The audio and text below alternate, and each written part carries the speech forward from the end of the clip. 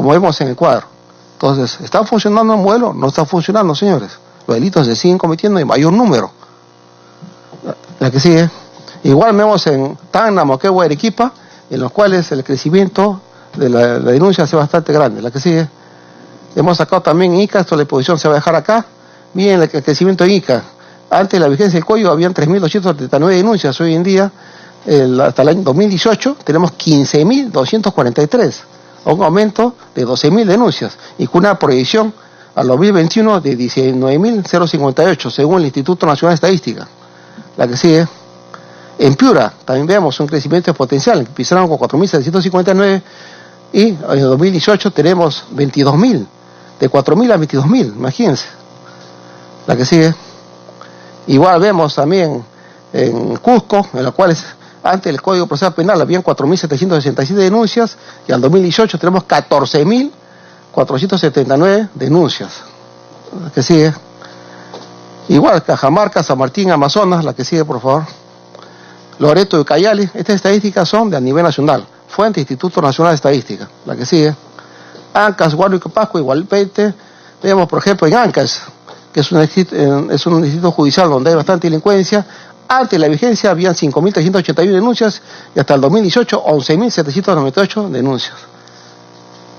Igual, sí, Huancavelica, Apurímac, Ayacucho y Junín, vemos ese crecimiento, ¿no? Tremendo. En Junín vemos que antes de la vigencia del código había 3.614 y al 2018 13.540 denuncias. En Callao, señores, en Callao sí hubo una pequeña baja. ¿Por qué? Porque se declaró en estado de emergencia este distrito judicial y la Policía Nacional, bueno, hasta ahorita sigue trabajando, se han duplicado, triplicado los efectivos policiales, ¿no? Pero es por la labor policial, no es por el Código Procesal Penal. La que sigue. Señores, vemos acá un aspecto importante, ¿no? Vemos acá los casos archivados y los casos ingresados y los casos archivados. Vemos que el porcentaje de casos con archivo fiscal es 56.09%, ¿no? Y esto fue en el año 2015. Y vemos que los casos de archivo son amnistía, cosas jugadas, de hecho de gracia, de hecho no constituye delito, etcétera. ¿Y esto por qué sucede? Porque como el fiscal investiga en sede fiscal, investiga por sí solo, no participa la policía y no sabe lo que desconoce los procedimientos de investigación, los casos no son investigados a profundidad. Y lamentablemente estos casos son archivados. Y esto genera una sensación de inseguridad ciudadana porque la persona que es víctima de un delito ve que su caso no se tiene justicia, que la persona que ha sido denunciado o que ha sido capturada por la policía y puesta a disposición sale en libertad porque el caso es archivado. Un porcentaje bastante alto. La que sigue. Acá vemos también estos casos archivados, ¿no? Por año. También es lo mismo, vemos en diversos años, desde el año 2006 hasta la fecha. La que sigue. Igualmente vemos los casos ingresados versus formalizaciones.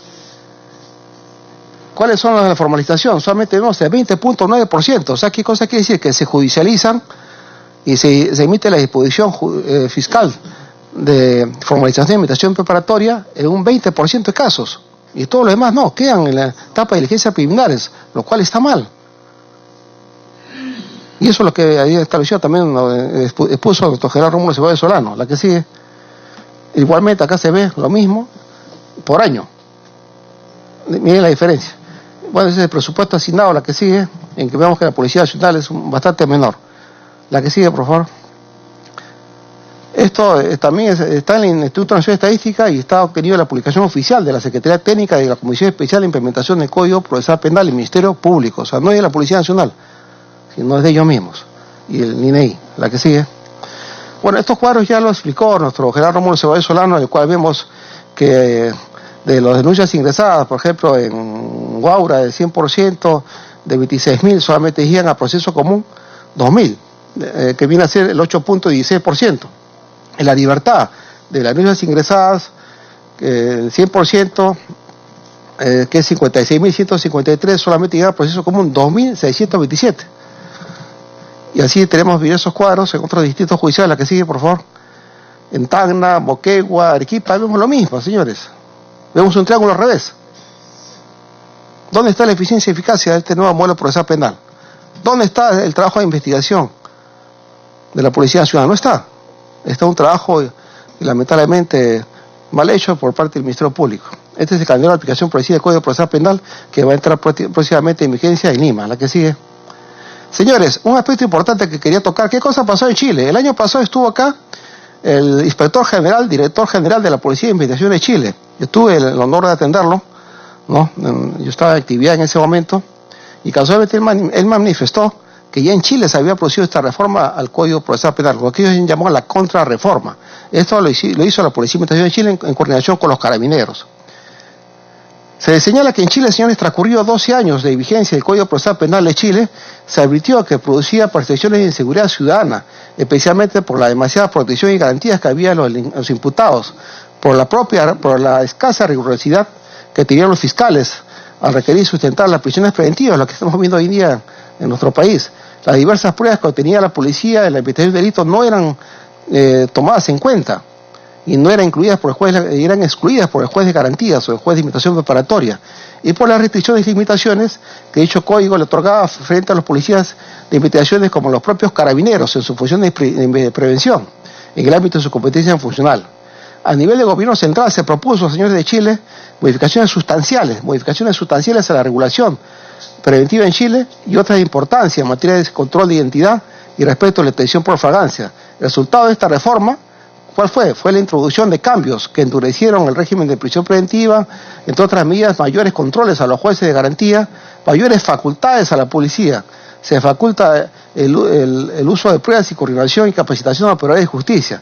El proyecto proponía modificaciones en diversas materias, pero durante su tramitación se acotó y se redujo básicamente a los componentes vinculados con la facultad de intervención policial en el control de identidad, ampliación de esta facultad a hipótesis y faltas, e establecimiento de facultades de revisar vestimentas, equipajes, vehículos de los controlados por parte de la Policía Nacional. Ya no hay necesidad de pedir autorización al fiscal. Las citaciones y las detenciones en caso de flagrancia, ampliando, señores, la facultad de detención, algunas faltas específicas del Código Penal y registro de lugares cerrados. Se otorgaron facultades de investigación del delito, señores, en forma exclusiva para la Policía de Investigación de Chile. Se reforzaron las atribuciones preventivas de los carabineros. Como consecuencia de ello, señores, en Chile, según me manifestó el propio inspector general, director de la Policía de Investigación de Chile, de 6.000 fiscales hoy día han reducido a 600 fiscales. Y más bien la policía se ha repotenciado. Hoy en día tienen ellos 18 laboratorios tipo A de criminalística en todo el país de Chile. Ojalá que en algún momento nosotros tengamos lo mismo, ¿no? Se produjeron modificaciones sustanciales a las siguientes instituciones establecidas del Código Procesal Penal: control de identidad para favorecer la actividad de los carabineros.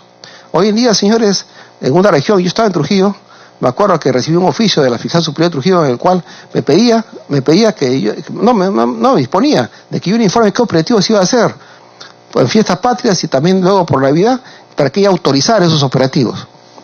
Y si esos operativos eran en la noche, no decía que ella no podía ir, que sean en horario de oficina. Si yo le contesté que era esa facultad de la policía, que nosotros íbamos a hacer los operativos sí o sí. Sin embargo, el Código Procesal Penal le faculta a ellos actualmente, y eso no puede ser. Se modificó sustancialmente respecto a las técnicas de investigación, como hemos dicho, todo esto con la finalidad de darle a la Policía de Investigaciones de Chile herramientas jurídicas que le permitan realizar un prolijo y objetivo trabajo de investigación del delito, y a los carabineros en la prevención del delito también. La que sigue. Señores, de los fundamentos expuestos surge la necesidad de realizar las siguientes acciones.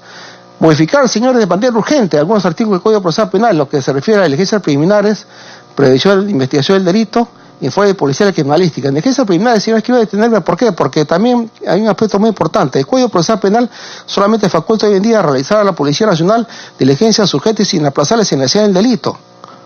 Nada más. Y acopiar los medios probatorios y ponerlos en disposición del fiscal. O sea, prácticamente nos limita a lo que antes decía la Guardia Civil, ¿no? Cuando llegaba la escena del delito, intervenía y luego ponía todo a disposición de la PIC. Y la investigación preliminar que se hace en sede policial no está en el Código Procesal Penal. Entonces tiene que haber una finalidad inmediata de inteligencias preliminares. La policía debe investigar materialmente el ilícito penal. Debe modificarse la mal llamada diligencia preliminar en esa investigación preliminar y debe quitarse esta función, inconstitucional, señores, vuelvo a repetir, de que el fiscal investigue por sí solo. Este Código Procesal Penal, vuelvo a repetir, crea la figura del fiscal policía, como operador que investiga por sí solo, asumiendo funciones de policía que no le corresponden y que no le competen y para la cual no está capacitado. Vuelvo a repetir, el fiscal no recibe enseñanza de protocolos ni procedimiento de investigación en ningún lugar. Se debe potenciar el sistema de investigación criminal y para ello es necesaria la especialización, como han señalado mis antecesores. Tenemos en Chile un modelo, el cual existe la Policía de Investigación de Chile, tenemos también la SURE de Francia, el Scotland Yard en Inglaterra, el FBI en Estados Unidos y en otros países, y la misma policía, la misma Guardia Civil de España. Se debe potenciar y privilegiar la criminalística de la Policía Nacional, porque debe ser la única entidad encargada de realizar peritajes criminalísticos. No puede haber una institución del Estado que haga lo mismo. Si hoy en día, por ejemplo, la Dirección contra la Corrupción, de la cual yo también he sido director, tiene toda una oficina de criminalísticas en el edificio del Ministerio Público, que tiene más de 98, 100 efectivos. Sin embargo, los fiscales no les piden a ellos las pericias, les piden algunas pericias, alguna que otra pericia, y ellos trabajan con sus peritos propios. ¿Por qué, señores? Es la Policía Nacional la que debe realizar estos peritajes criminalísticos. Y también, señores, se debe asignar un presupuesto a la Policía Nacional que hoy ya no se da para esta implementación adecuada del Código Procesal Penal, porque hoy en día las de PINC vemos que no tienen ni locales propios ni dónde investigarlo. Tanto infraestructuras, medios logísticos y capacitación. Señores, con esto culmino mi exposición. Muchas gracias. Gracias a usted, señora Gómez Caguas. Yo quería resaltar en breves palabras una labor que realizaron estando en plena actividad policial el general César Guardia, donde junto con otro de nuestros distinguidos invitados, el general Carlos Aliaga Lotman y quien acaba de hacer uso de la palabra, el señor Carlos Gómez Caguas, y conformaron una mesa de trabajo junto con la Fiscalía de la Nación. Y entre ambos se pusieron de acuerdo de cuál debe ser el procedimiento policial y cuál el procedimiento fiscal. Y esto quedó plasmado en un manual aprobado por la Dirección General de la Policía Nacional y por otro lado por la Fiscalía de la Nación. Sin embargo, es letra muerta.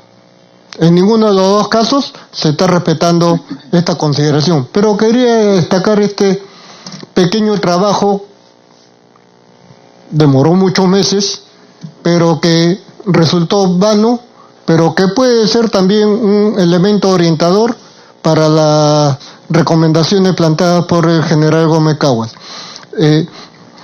Va a hacer uso de la palabra el señor comandante Cloromiro Díaz Marín para tratar el tema la investigación policial de la corrupción y su impacto en la economía nacional.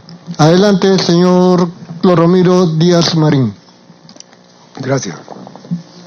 Señor congresista Marco Miyachiro Arachiro, señora congresista María Cristina Melgarejo Paucar, distinguidos asesores, señores oficiales generales y oficiales superiores de la Policía de Investigaciones del Perú.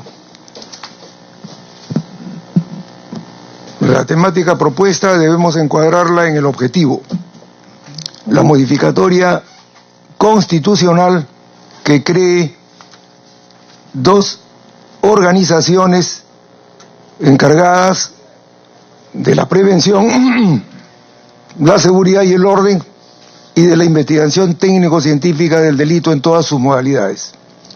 Y de esa perspectiva va a ir mi planteamiento. En primer lugar, la temática plantea es investigación policial de la corrupción y debo referir una reedición para hablar solamente de la investigación de la corrupción y su impacto en la economía nacional, porque no existe investigación policial de la corrupción. Voy a citar un símil. El año 1985 eclosionó una cocina, entre comillas, que se llamaba un laboratorio clandestino de clorhidrato de cocaína en Higuereta, Surco. Y fue el inicio de la debacle de una macroorganización criminal, la de los hermanos Rodríguez López, que involucró al aparato político de la época. Era el egreso de el primer gobierno en democracia después de el gobierno militar. Y ese caso de alguna manera simboliza cuál es el actuar de la investigación, cuál debe ser el ethos, el debe ser del actuar de la investigación técnico-científica del crimen. En primer lugar, la escena del crimen. ¿Cuál era la escena del crimen? No solamente el laboratorio, porque estábamos hablando de una serie de crímenes conexos. Para empezar, que busca cuál es el móvil del narcotraficante, el lucro. Pues había que intervenir todos aquellos bienes obtenidos con ese lucro ilícito e indebido. Y se intervinieron en 72 horas. Más de un centenar de inmuebles.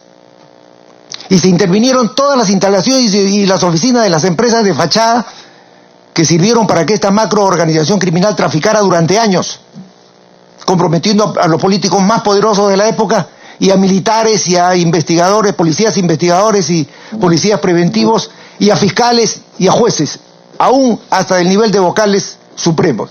Diríamos que fue el lavallato de la época del 85. ¿Qué ha sucedido actualmente en la investigación de la corrupción?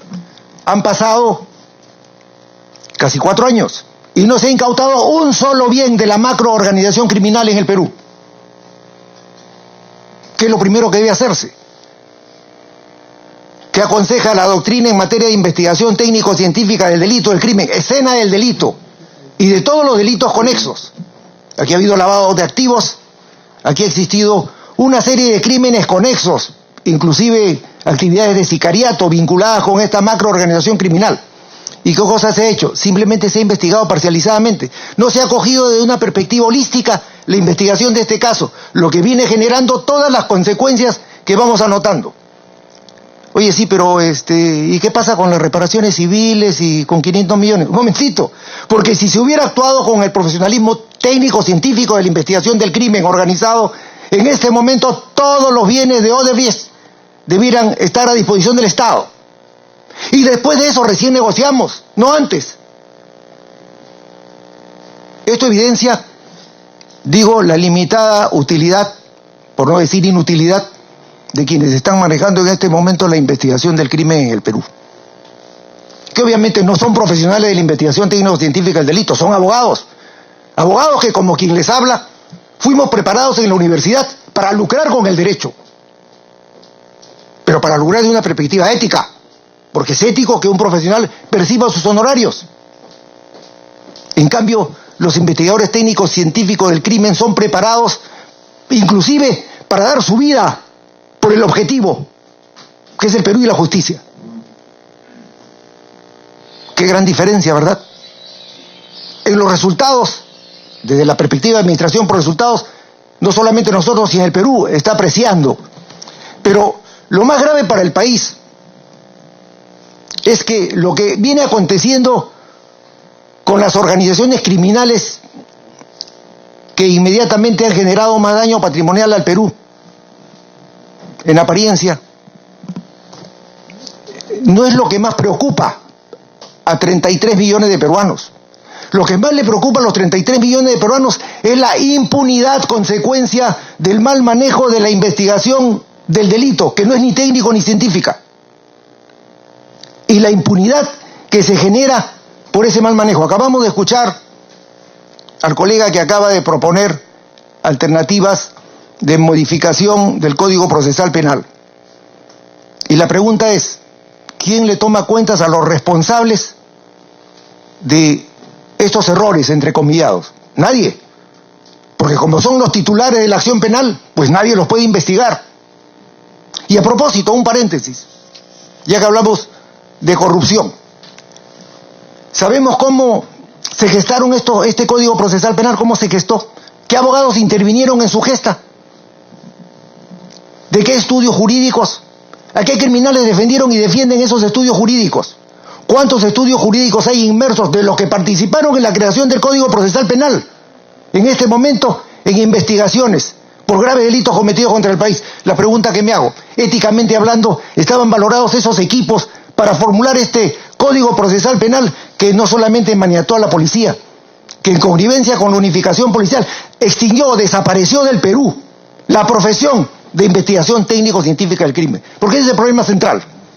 El problema central del Perú en este momento es la impunidad criminal, pero que tiene un origen. El origen es que no existen profesionales idóneos para investigar técnico-científicamente el delito común y el crimen organizado. No existen. Los abogados no lo somos. Pero debo decir que además de abogado, soy investigador técnico-científico del crimen. Y acá debo corregir. Quienes procedemos de investigaciones nunca estamos en retiro. Porque un profesional solo se retira con la muerte. ¿O hemos visto algún abogado en retiro? ¿Hemos visto algún médico en retiro? No. ¿Y por qué un investigador técnico-científico del crimen debe estar en retiro? Si, mis queridos amigos, la diferencia en el perfil profesional entre un gendarme, sin peyoraciones, gendarme de gendarme, del galicismo, gente de armas, y un investigador técnico-científico del crimen es bien simple. Para un gendarme necesitamos un hombre de 1,80 m, 1,90 m, complexión atlética. Y para un investigador técnico-científico del crimen, del delito, ¿qué necesitamos? Un hombre con un IQ, con un IQ, con un cociente de inteligencia de 140 o 180 si fuere posible. Porque los criminales contra los que luchamos en estos momentos, en el Perú y en el mundo, son personas de muy elevado cociente intelectual. Entonces me pregunto yo, ¿un gendarme puede combatir ese tipo de criminales? Evidentemente no. Eso le ha pasado al Perú como consecuencia de una decisión política errada, tomada el año 1988, no voy a referirme a qué políticos tomaron la decisión, que generó la extinción de la profesión de investigación técnico-científica del crimen aquí en el país. Lo que tenía que sucederle, haciendo una analogía con la profesión médica, a un país en el que por decisión política desaparecemos la profesión de medicina y elevamos a los enfermeros a que desarrollen funciones de médico. ¿Qué le va a pasar a ese país? Ese país se va a extinguir con cualquier epidemia, con cualquier pandemia. Eso le ha pasado al Perú, desde la enfermedad social del crimen y del delito. Y evidentemente, ese mal tiene una corrección, tiene una solución que está en manos del Congreso. Y esa solución es la modificatoria constitucional en lo que respecta a la organización de la Policía Nacional del Perú. El Perú requiere, para su desarrollo, ya lo ha dicho el general John Caro y quienes me han precedido, de vacunas contra los fenómenos criminales. En primer lugar, la corrupción. Me detengo un momento acá. ¿Cuánto le cuesta la corrupción al Perú? Se escuchan voces, Contraloría y algunos líderes del Ejecutivo salen, que 3.000 millones de soles, que 5.000 millones de soles, que 10.000 millones de soles. No, señores. Un científico de la historia, Alfredo Quirós, en su libro Historia de la Corrupción en el Perú, ha acreditado que la corrupción le viene costando al Perú desde la colonia no menos del 4% de su PBI anual. El Banco Mundial, en estudios recientes, ha concluido que en países tan corruptos como los nuestros, me refiero a América Latina y al peyorativamente denominado tercer mundo, la corrupción cuesta alrededor del 6% del PBI. ¿Cuánto es el PBI del Perú? Grosso modo 220 mil millones de dólares. ¿Cuánto es el 6%? 13.200 millones de dólares le cuesta la corrupción al Perú anualmente. Esa es la verdad. ¿Y qué hacemos frente a eso? La corrupción es un delito. Si no hay quien lo investigue. Ya vimos cómo se ha investigado tan deficientemente el caso Odebrecht, que es el más emblemático. ¿Qué? Yo no hablaría de deficiencia. No se ha investigado. Porque, amigos, investigar no es chuponear, perdónenme la expresión. Investigar no es solamente interceptar teléfonos. Investigar no es solamente coger a los interceptados y decir, ven a negociar conmigo. Y entonces colaboración eficaz, testigo privilegiado, etcétera. Eso no es investigar, por favor. Eso es una burda imitación de lo que debiera ser una investigación. ¿Cómo hicimos, Marco, el caso, la investigación técnico-científica para capturar a Abimael Guzmán Reynoso? En algún momento, obviamente, hubo penetración aérea, pero era solamente un insumo, el 10%, para el 90% restante, que era pues procedimiento de investigación técnico-científico, como bien han referido mis precedentes, bajo patrones preestablecidos por la ciencia de la investigación del crimen, que no es otra cosa de metodología de la investigación científica. Y tenemos referentes. Vamos a coger un referente a nivel internacional, el Federal Bureau of Investigation. ¿Por qué Estados Unidos es lo fuerte que es? Porque tiene dos órganos de control poderosísimos, el FBI y la Central Intelligence Agency. El FBI que en los mejores momentos de lo que fue la Policía de Investigación del Perú vino a nutrirse, técnica y profesionalmente para América Latina, aquí al Perú vino a nutrirse, vinieron a aprender acá, ahora es al revés. Tiene un perfil profesional bien definido. Y en el Perú, ¿cuáles son? El perfil profesional bien definido prioriza obviamente el cociente de inteligencia. Es más, ingresan siendo bachilleres, los mejores bachilleres de las mejores universidades. Tanto el FBI y no tanto la Center Intelligence Agency, que tienen protocolos de preparación profesional similares. Aquí en el Perú, ¿qué pasa? ¿Qué pasó? Cuando destruyeron la profesión de investigación técnico-científica del delito en el Perú, destruyeron también inteligencia. ¿Por qué? Porque investigación técnico-científica del crimen e inteligencia son dos variables del mismo tema. Solo que la investigación técnico-científica del delito es abierta y las acciones de inteligencia son encubiertas.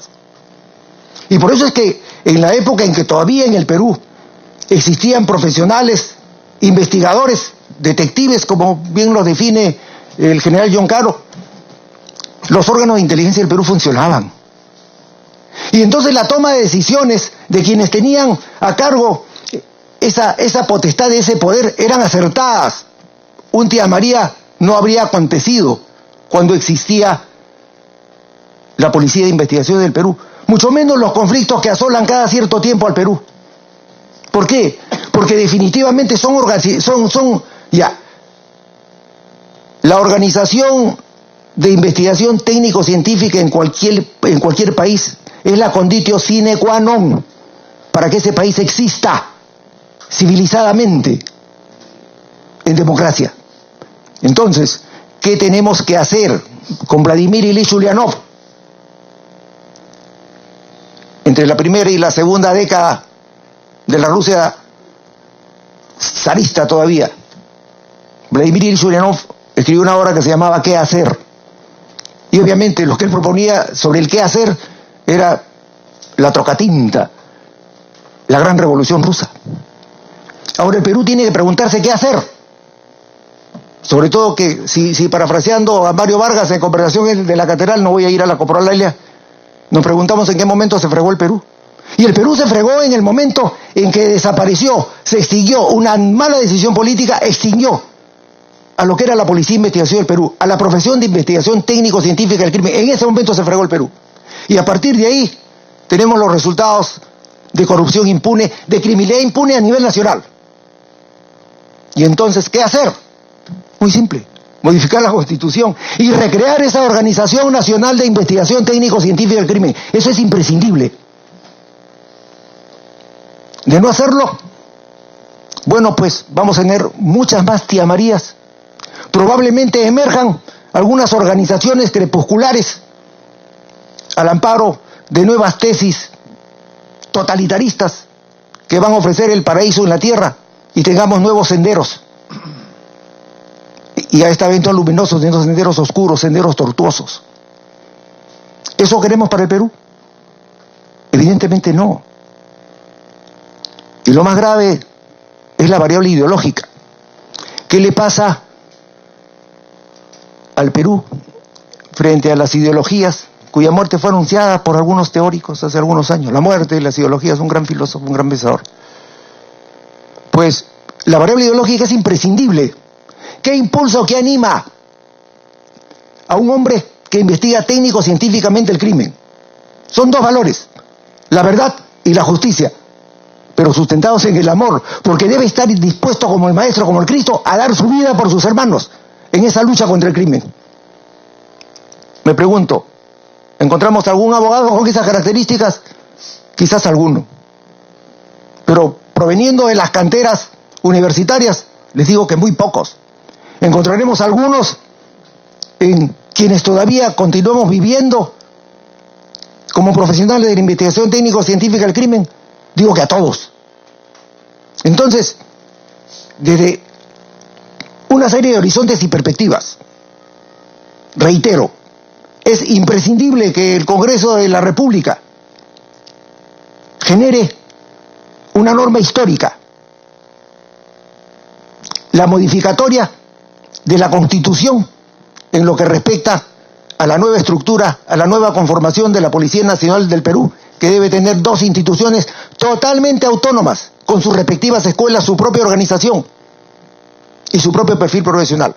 Una, la Guardia Nacional, encargada de la prevención, el orden público y la seguridad, y la otra organización, la Policía de Investigaciones del Perú, encargada de la investigación técnico-científica del crimen y de la represión de todas las formas de expresiones violentas, y obviamente, por extensión, de la inteligencia del país, que no solo está tan venida a menos, simplemente no existe, como tampoco existe investigación técnico-científica del delito, y además, excepto que nuestro Congreso de la República tome la decisión inmediata y urgente de generar esta modificatoria. Les agradezco mucho la atención.